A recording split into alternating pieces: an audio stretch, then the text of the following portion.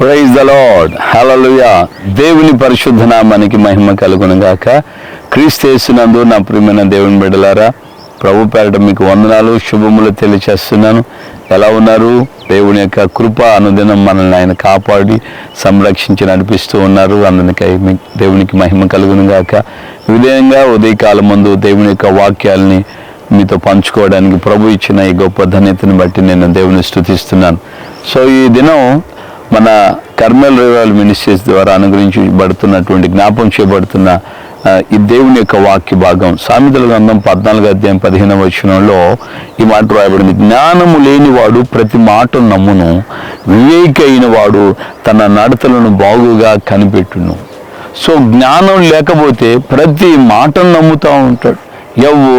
ఎవరు ఏం చెప్పినా దానికి తలకాయ ఊపుతానే ఉంటాడు. డూడు బస్ అన్నప్పుడు తలకాయ గంగిరెద్దు ఎట్లా ఊపుతుంటుందో చాలామంది ఈ రోజున ప్రతిదాన్ని నమ్ముతూనే ఉంటారు. ప్రతిదానికి అన్నిటికీ తలకాయ నిజమే, అది కూడా నిజమే కదా సార్, అది కూడా నిజమే కదా, అది కూడా నిజమే కదా అంటూ అన్నిటికీ నిజాన్ని పలుకుతూనే ఉంటారు. ప్రతి మాటకు ఏదో ఒక కోణంలో అది మాట సరైనదిగానే కనపడుతుంది. సింపుల్గా ఒక మాట చెప్తున్నా చూడండి. మన ఇంట్లో ఉన్న గోడ గడియారం కానీ మన చేతికి పెట్టుకునే గడియారం కానీ ఒకసారి నిలిచిపోయింది అనుకో, నిలిచిపోయిన గడియారం కూడా టైం చూపిస్తుంది. అది ఏదో ఒక కోణంలో కరెక్ట్ అవుతుంది. అది ప్రతి సమయంలో కరెక్ట్ కాదు, కానీ దాని టైం వచ్చినప్పుడు అది కరెక్ట్గానే కనబడుతుంది. సో అలాగా రకరకాలుగా లోకంలో అనేకమైన మాటలు ఉన్నాయి. ఎవరెవరో ఒక్కొక్కరు ఒక్కొక్క రకం తాగుబోతోడు చెప్పేది కూడా కరెక్ట్ అనిపిస్తుంది కొంతమందికి. లోకస్తులు అంటున్నారు కదా, తాగుబోతోడు నోట నిజమే వస్తుంది తన్నుకొని అనేసి కదా లోకం అంటుంది కదా. లోకస్తులు పాటలు పాడుకుంటున్నారు కదా.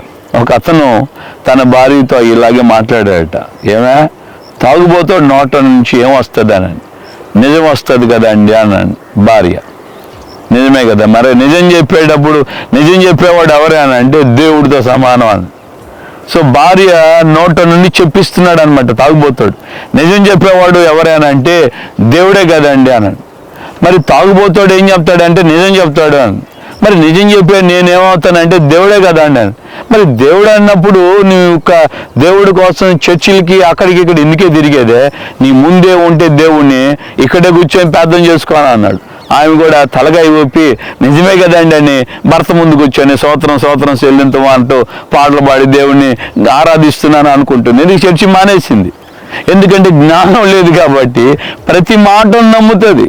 ప్రతి మాటను జ్ఞానము లేని వాడు, జ్ఞానము లేని స్త్రీ ప్రతి మాటను నమ్ముతారు. కానీ వివేకి అయిన వాడు తన నడతలను జాగ్రత్తగా కనిపెట్టుకుంటాడు. నేను వెళుతున్న మార్గం సరిగ్గా ఉందా లేదా.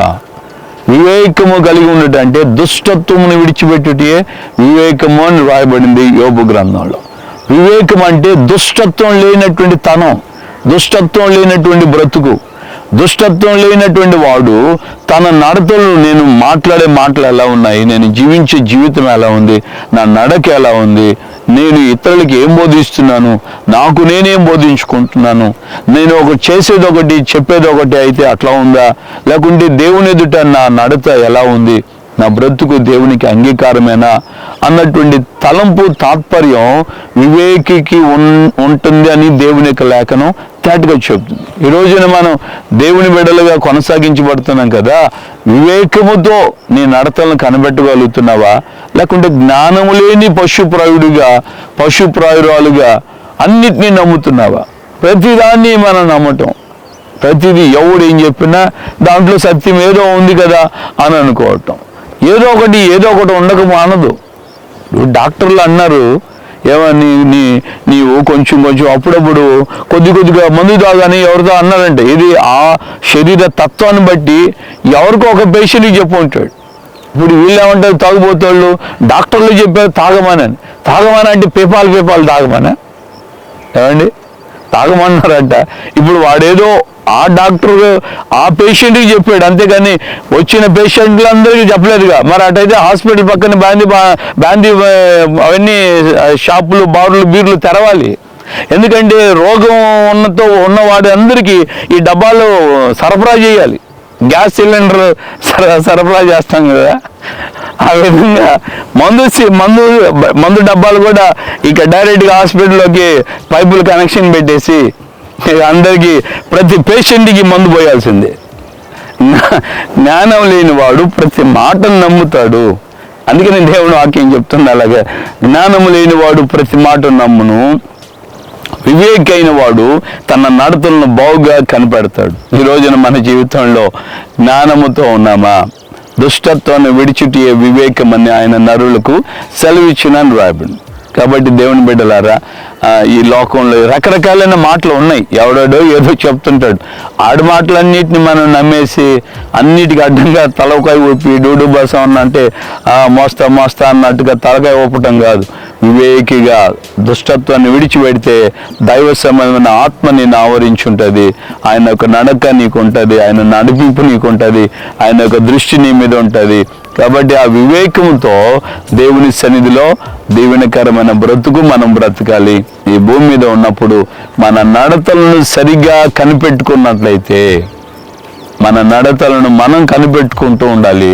అదే సమయంలో దేవుడు కూడా మన నడతలను కనిపెడుతున్నాడన్న విషయాన్ని మర్చిపోకూడదు. నేను కూర్చుండుట, నేను లేచుట, నేను మాట్లాడట, ఇవన్నీ కూడా నీకు మరుగులేదు అని కీర్తనకారుడైన దావీదురాజు చెప్తున్నాడు. మరి ఈ రోజున నీవు ఎలా ఉన్నావు, ఎలా నీ జీవితాన్ని కొనసాగిస్తున్నావు ఆలోచించుకొని ప్రభు సన్నిధిలో జ్ఞానం లేకపోతే దేవుని అడుగు, జ్ఞానం ఇమ్మని. వివేకం లేకపోయినా దేవుని అడుగు, అయ్యా నిన్ను ఏ విధంగా దుష్టత్వం నాలో ఉంచుకోకుండా వాటిని విడిచిపెట్టి నీ సన్నిధిలో నేను బ్రతుకుంటూ నాకు సహాయం చేయమని ప్రభు దగ్గర ప్రార్థన చేస్తే తప్పక ప్రభు నీకు సహాయం చేస్తాడు. ప్రార్థన చేసుకుందామా? ప్రేమగల తండ్రి, మీ పాదాల స్తోత్రం. ఉదయకాలం మందు నా తండ్రి, అయ్యా నీ బిడ్డలైన మా అందరితో మీ లేఖన భాగాల నుండి సత్యాన్ని మాకు వివరించాడు. జ్ఞానం లేనివాడు ప్రతి మాటను నమ్ముతాడు, అయ్యా వివేకైన వాడు తన నడతలను బాగుగా కనిపెడతాడు అని రాబడి. కనుక మా జీవితంలో జ్ఞానము లేని పశుప్రాయులం అయిపోతున్నామని వాక్యంలో రాయబడింది. జ్ఞానం లేకపోతే పశుప్రాయులం అవుతున్నామని, వివేకం లేకపోతే శూన్యముగా మేము పందిముక్కునున్న బంగారు కమి వంటి వాళ్ళుగా ఉంటామని మీ లేఖనాల్లో రాయబడింది. ఎంతటి విలువైన వ్యక్తులైనా వివేకం లేకపోతే ఇలాంటి పరిస్థితి ఏర్పడుతుందని మీ లేఖనం తేటగా చెప్తుంది. కనుక మా జీవితంలో మేము ఈ రోజు నుండి మీ ఆత్మ మాకు బోధించిన మాట ప్రకారంగా మేము జ్ఞానము కలిగిన వారమై వివేకముతో మా నడతలను మేము బాగుగా కనిపెట్టుకోవడానికి సహాయం చేయండి. కృపయు కాపుదల సమాధానం ఆరోగ్యం నెమ్మది ప్రతి బిడ్డకు దయచేయండి. ఒకవేళ ఎవరైనా అనారోగ్యంతో బాధపడుతుంటే ప్రభువా మీ కుడి హస్తమును చాపండి, మీ గాయపడిన హస్తము వారిని స్వస్థపరచును గాక. వారి యొక్క ప్రాణాత్మ శరీరములను పరిపూర్ణంగా మీరు ముట్టి ఆరోగ్యము కలుగు చేయుదురుగాక. మీరు రక్త ప్రోక్షణ చేస్తున్నాం. యేసు నామములో ప్రతి బలహీనతను గద్దిస్తున్నాను, తొలగిపోవును గాక. అధికారమును యేసు నామములో ఆజ్ఞాపిస్తున్నాను. నిశ్చయముగా ప్రభువా ప్రతి వారికి ప్రాణాత్మ శరీరంలో స్వస్థతను ఆరోగ్యమును కలుగు చేయమని ప్రార్థన చేస్తున్నాను. కృప వెంబడి కృపనివ్వండి, స్వస్థతనివ్వండి, ఆరోగ్యం దయచేయండి, క్షమము కలుగు చేయండి. ప్రభువా మీ ఘనమైన నామమునకు మహిమ కలుగునట్లుగా సహాయం చేయండి. ఇదిగో ఈ మాటలు విన్న నీ బిడ్డల యొక్క హృదయాలన్నీ మీ వాక్యము చేత తెప్పరిల్లో చేశారు. అందుకే స్తోత్రాలు. దీవెన నీ బిడ్డలకి మీరు అనుగ్రహించండి. మీ నామాన్ని ఘనపరచుకోమని యేసే నామములో ప్రార్థన చేసి పొంది ఉన్నాము తండ్రి, ఆమెన్. మన ప్రభువైన యేసుక్రీస్తు కృపయు తండ్రి అయిన దేవుని ప్రేమ పరిశుద్ధాత్మిక అన్యోన్య సహవాసం సమాధానం ఇప్పుడు ఎల్లప్పుడూ సకల పరిశుద్ధులకి మనకును ప్రభు రాకడ పర్యంతం కృపతోడే ఉండి నడిపించును గాక. Amen, amen, amen. హల్లెలూయా. ప్రభుపేట అందరికీ వందనాలు. జ్ఞానం కలిగి ఉందాం. జ్ఞానం లేకపోతే అందరి మాటలు నమ్ముతాం. అన్ని విషయాల్లో మనం బోల్తా కొట్టుపడుతూ ఉంటుంది.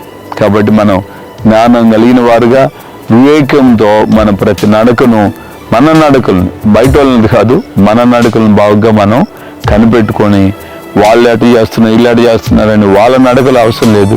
మన నడక, నేను ఎలా ఉన్నాను ఈరోజు, నేను రోజు ప్రార్థన చేశానా, భక్తిగా ఉన్నానా, పరిశుద్ధంగా ఉన్నానా, పవిత్రతను కాపాడుకున్నానా, నా నోటి మాటలు ఎలా ఉన్నాయి, ఇలాగ మనం వివేచించుకుంటూ నేను ఆలోచించే ఆలోచనలు మంచివేనా అని ఈ విధంగా వివేచించుకొని మనం ముందుకు కొనసాగించబడతాం. దేవుని కృప ఆ విధంగా మిమ్మల్ని బలపరిచి నడిపించును గాక. ఆమెన్.